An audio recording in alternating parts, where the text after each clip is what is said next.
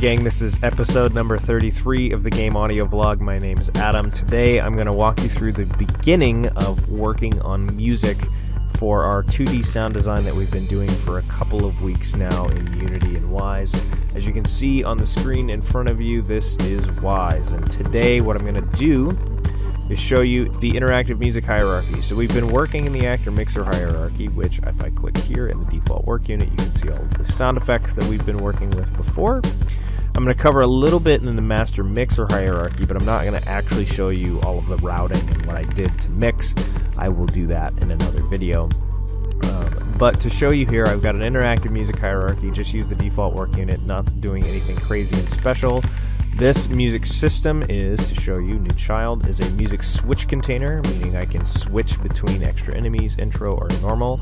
Each three of these is a music playlist container, which means that each of these containers has a playlist, which is also called a music segment. Why they used two different names for the same thing and confuse me all the time, I don't know. And then the music segments each have music tracks. As you can see under new child, I'm just right clicking to get all these things, by the way, if you don't know how to walk through Wwise.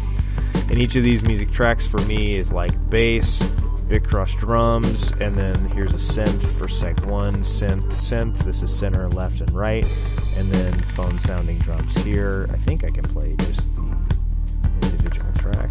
Nope, I can't. It's not giving me a play. But I can play what the segment sounds like. So I'm going to show you. For my intro, this is what it sounds like.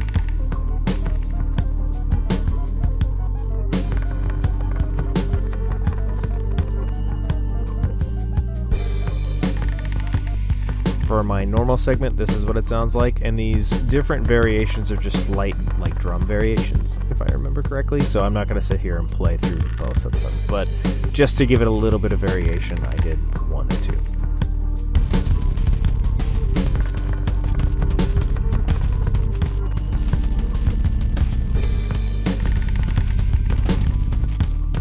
And then plus 5 enemies.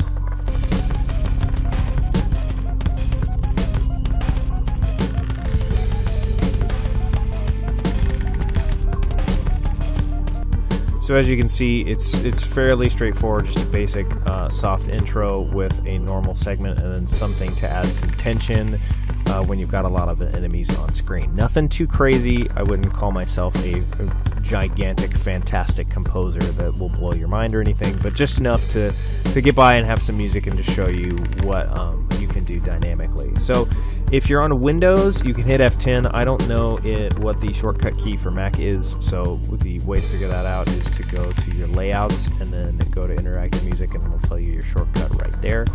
Interactive music layout. So you've got a couple of different things going here. First of all, let's look at the music segment. You want to make sure that each of these paths is right with the extra enemies object, intro, and normal. If I remember correctly, that laid it out normally. That's how it was laid out to begin with, but I could be wrong. It's been a while since I've looked at that, but with your music playlist container, you'll have for this I used random step because I didn't care which one it jumped back and forth between. In fact, it's not really going to matter because I've only got 2 different playlists here. And then you can also set your weighted average, which one you want to pop up more. And then the loop count is very important. You want it to be infinite. The way to do that is you'll have 1 when you show up originally. When you put this together, you click down once, and then you have infinite. So if I wanted this to loop infinite times on this one playlist here, or the one track, I would click down and get infinite. If I wanted it to loop twice before jumping to anything else, I would hit up. But I only want it to loop once. You have an avoid repeat here, so it'll make sure not to repeat the same thing, but again, I've only got 2 segments here, so it won't repeat right here, but it'll only jump to the next one. And then this is the exact same here and here for your intro and normal. Then also, what you want to look at is in your music system, you have transitions. So this is where you get to set a source and a destination and what happens when you transition.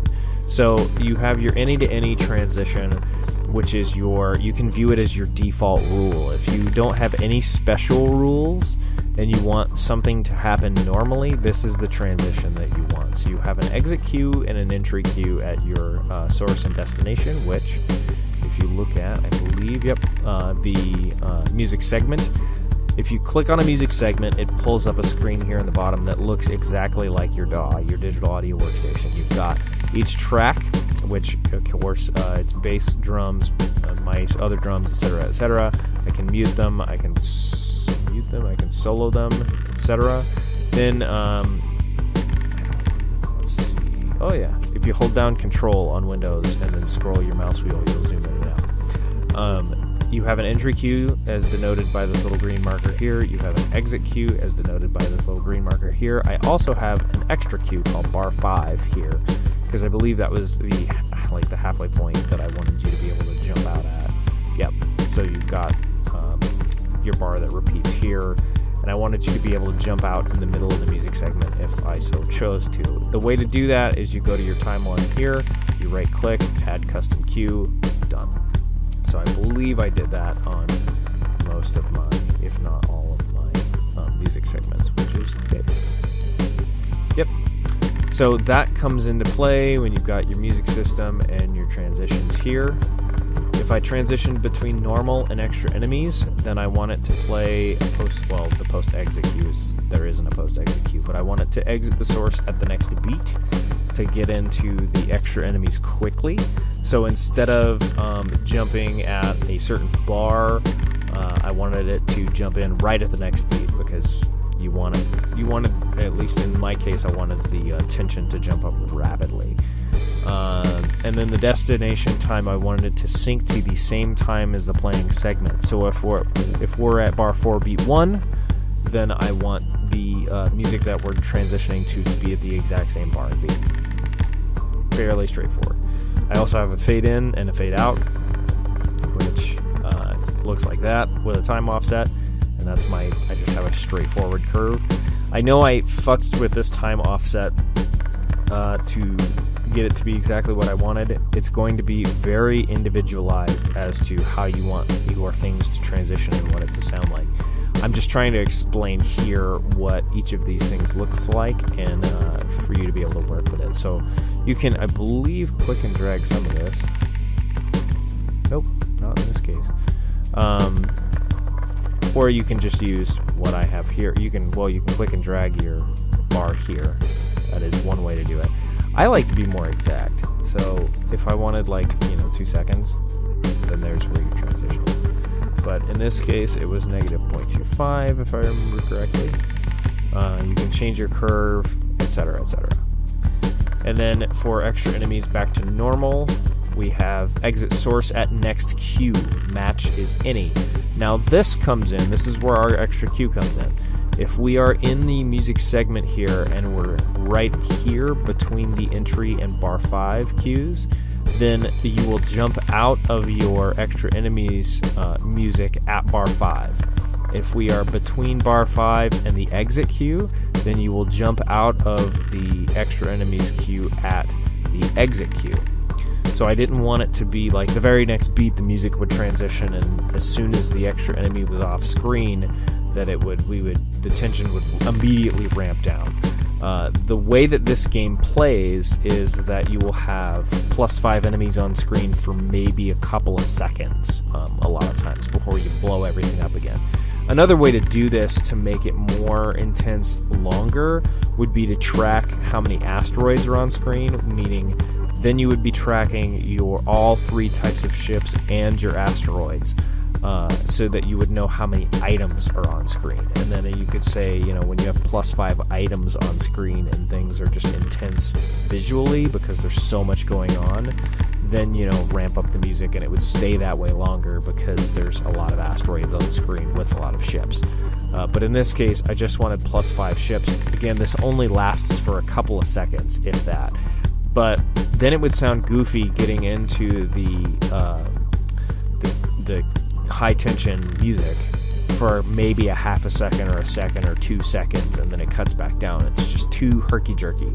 So the way I did this was right when you've got 4 bars and 4 bars, right at the what would be the middle of cue. I have the bar 5 cue here, so you can kick out halfway into the music segment if you want to. So to show you again, go up to music system, transitions, extra enemies to normal, exit source at next cue, match any. If you wanted it to match a certain cue, then you can type it in here. Then I've also got a fade out, which matches the reverse of the other one, a fade in, which matches what we had last time. And then again, sync to the same time as playing segment. You also have a random cue, a random custom cue, or entry cue if you wanted it to sync to the very beginning of what you were playing. So that's it for transitions. You also want to go up to events, make a music start event, which if I double click, it's just a basic play event. You don't need anything crazy going on because this is just the cue that starts the music. I did not make a cue to stop the music because I wanted the music to continue no matter what was happening with the player, and at the end of the game the music can continue into the credits scene or the press R to restart screen. You also need to go into your game syncs tab and then make a couple of states. Within the default work unit, you have a state group that you need to make. Whoop, click the wrong thing. And then you need to make states for your extra enemies, your intro, and your normal. That way, Wwise will know when you'll hook this in through code to say, hey, when so many enemies are on screen, make your extra enemies state be active, or when there's a normal amount of enemies on your screen, make your normal state active. Which, let's show you here. That's where all of these modes come in with your objects. So that is the basics of what's going on with Wwise and interactive music. I will show you how the states actually function and how to code all of this in the next video. Actually, I'm going to show you real quick before I kill this the master music or master mixer hierarchy and how I have this set up. So if you've ever worked on a live audio board, this is the way that I think about it. You can also use DAW terminology, but the way that audio workstations work can be a little bit more complicated and messy in the routing. Even though they're set up to work very similarly to live mixing consoles, they don't necessarily have to work exactly like a live mixing console, especially with your insert effects, and you can do a lot more wacky stuff with the DAW. So when you have actually physical faders, it's kind of more straightforward to talk about. But if you think of each of these, like your music tracks as individual faders, and then you have like a bank of faders for your music segment, maybe is the best way to coin it. Then each of these extra enemies, intro, and normal is a subgroup. It's actually a subgroup in this case, because then you have a music subgroup, and then you have your master audio bus, which is the master fader. So if you're working backwards, your master audio bus is the big fader in the middle, generally a big red fader that says, hey, all of the audio goes through this before it comes out your speakers. So in this case, it's all the audio comes out through here before it goes to your game engine, before it goes to your player's headphones or speakers. And then if you want to, you can, like I did here, I created a submix for music and a submix for sound effects. Both of these route individually of each other to the master audio bus directly. So music will route to the master audio bus, and sound effects then routes to the master audio bus. They don't go through each other. That way I had more of a handle on being able to mix the music and the sound effects independently. And then extra enemies, intro, and normal I could mix separately too, which I needed to because the intro was way quieter than everything else, and then extra enemies was of course louder than everything else because they had more tracks and more going on.